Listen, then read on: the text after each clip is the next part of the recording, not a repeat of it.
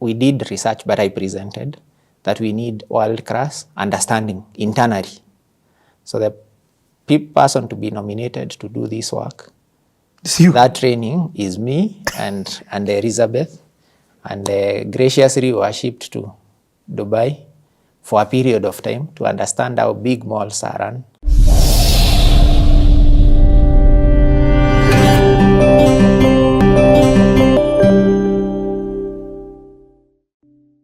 Yes. But at this time, let's go back to that time of 2012. So that's maybe now in 2013. 2013, when now this building is happening, or when you've gone to Uganda, yeah, Pearl Marina has been built, yeah, and 2 Rivers. No, they're also not being built. Oh, it's planning. Oh, it's planning. It's a lot of planning work, and the background work that happens to construction. You're doing designs, you're getting approvals, you're procuring contractors, you're raising money. So it's that period. Yeah. Yeah. Are you involved in that? Yes, I'm involved in that. You're learning in the raising of money?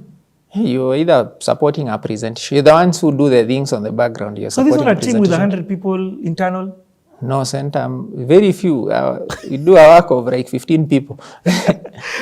Back then, I used to, now I'm lazy. I used to work hard. I used to get to before the mall was constructed, because if there are board papers being done, presentations, you're the ones to do them. Mm. The people will do are the analyst or the people at that level. So the analyst, the lowest ranking person is me. So everyone is delegating. If there are changes, it's you. I'll do the changes first. So if you do a board report and it needs to change, if the changes come at 11, you're the last. You need to make them, send them back, get approval, print the papers, and then be ready for the meeting. Things like that. So, but it helps you. It helps you to be the last one, because you do all the hard work, you understand everything, and this paper cannot move without you.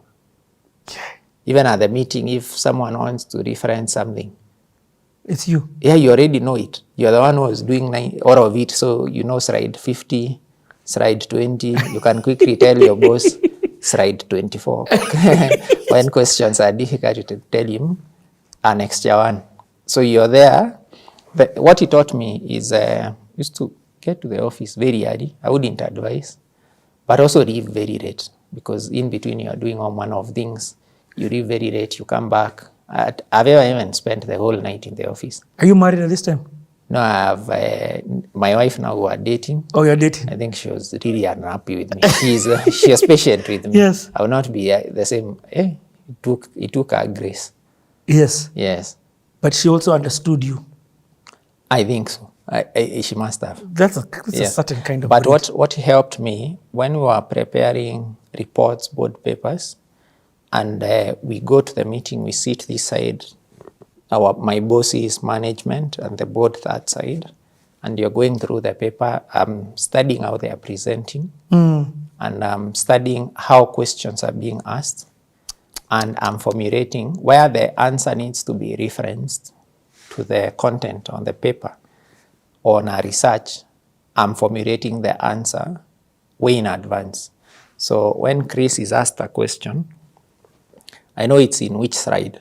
So I push a note or say slide 20, and I push that to answer that question. So sort of you begin to understand, you deeply understand everything from an academic point and the content. You may not have been the one formulating what is being done, but now there isn't a meeting that can happen without you, because your boss trusts you so much that they will carry you around. No, but then you got access into the room. Yeah. Not to speak, but then you created value of yourself. Yeah. That made you now, first of all, the access in the room that you got was just because you are the one who prepared the slides, lack of a better word. Actually, I think it's a Centum culture. All of us join these meetings, unless now Centum RE has gotten big. Yes. But would all of us go? But then now, because you prepared the paper, you are critical component. Yeah, the others who prepared, they're also there with you. Yes. But even the seating arrangement, you must be here. You must be somewhere. In the In vicinity. case anything is asked, Yeah. you can quickly respond. You can quickly help with the response. Man, and Yeah. you must have also internalized it Yes. with the understanding that anything is about to be asked. So you can't wing it. It's not like you can do it last minute, just kifua, because if you're asked and you don't know. Yes, and these are business people, and business people have a unique way of thinking, and they have unique perspectives. Man. Yeah. And not just any business. Just because of, in celebration of him, at this time, are you in the same room with the late Dr. Chris Kirubi? Yeah, the board meetings were there. And what are you seeing as his brilliance? What is that thing that you're learning from him? Even before we come to James, because James, at least you still are in proximity. With him, what is this? What was the brilliance that made him who he is, in your view? Just the ability to spot opportunity and to see money, or to see how our return will flow back. It's just a unique way of thinking. What? Yeah. Just, I can't explain it in real words, but an extremely unique way of seeing things. He had the ability to see opportunity and how it's going to be turned into cash flow. And even risk, in a very strange way.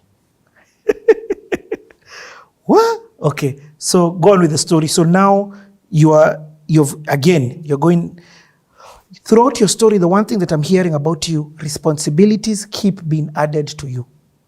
And would I be wrong to say up until today?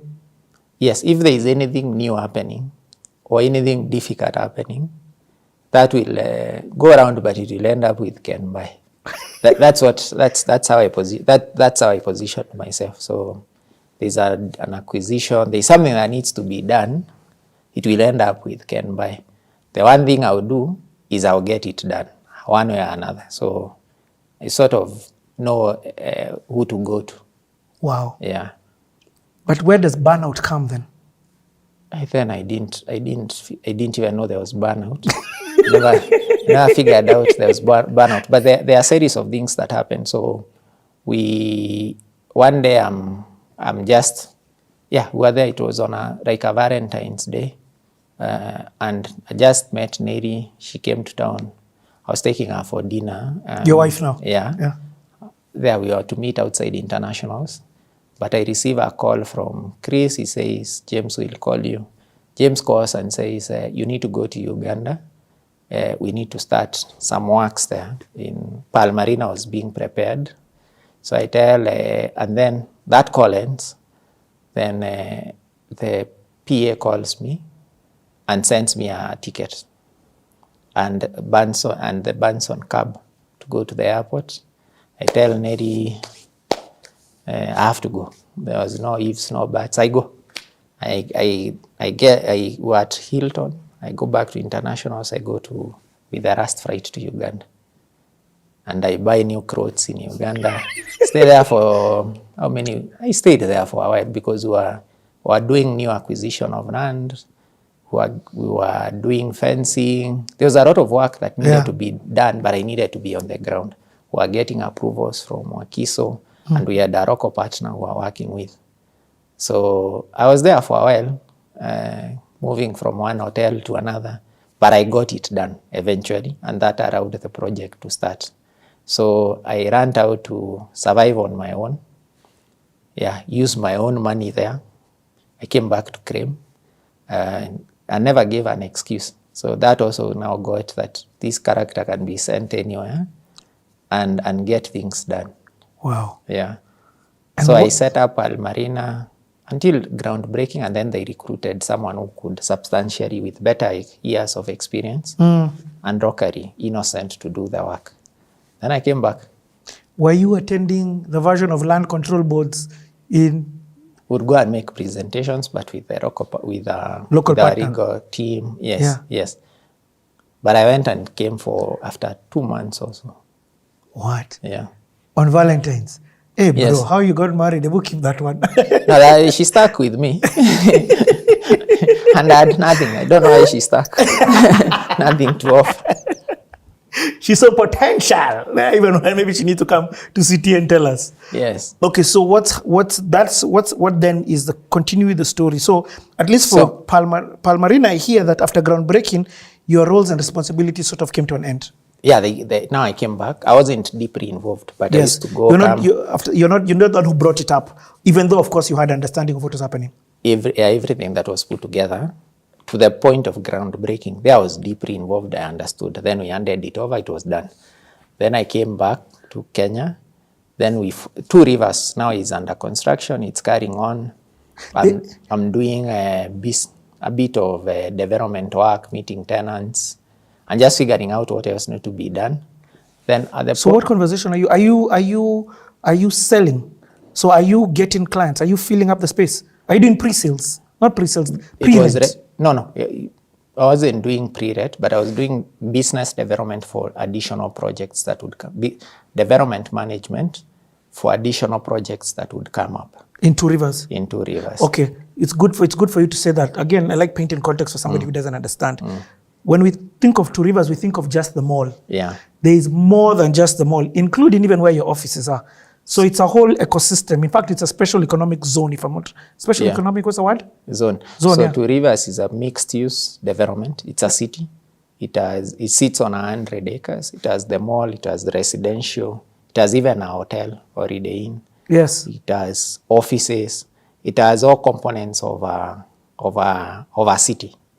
And the mall is done. The offices are done. The residential is also done. People are staying there. Now all the other buildings are eventually coming up. So it's comparable to any major city in the world. Wow. Yeah. I remember it was Two Rivers as the mall was the second largest mall outside of South Africa. Centum. Yeah. Outside of the Mall of Africa in South Africa. Or the Mall of Africa. Yeah. So again, what you guys are building, it's not like it's like this was unheard of at the time. Yes. So in between, we were going for conferences out of the country. But then, as I was doing this development management work, we put together a write-up that the mall needs to have a management on completion. It needs to have world-class management because James was negotiating with Carrefour and the other tenants from Middle East who are big to come and set up. So we needed to have that high standard. And make it clear, because we see Carrefour everywhere. Yeah. Carrefour was not in the country at that time. No, it was not in the country. It came first to Rivers, then Hub. Yes. My understanding, yeah. And it's important to say a mall, an anchor mall, what was it called? A mall, a shopping center. Yeah, shopping center. That's a very huge key component. You can't start a shopping center without an anchor tenant, without either a supermarket. Yes, a supermarket. That's the one. You can't start that. It doesn't. 60% of the people who come there go to the supermarket. So they won't come. So anyway, it was starting. It was now construction had advanced and we need management standards needed to be set up. But we did research, but I presented that we need world-class understanding internally. So the person to be nominated to do this work, that training is me and Elizabeth, and graciously we were shipped to Dubai for a period of time to understand how big malls are run. No So we spent time in those big city center, Deira, Mall of Emirates, city center, Maldives.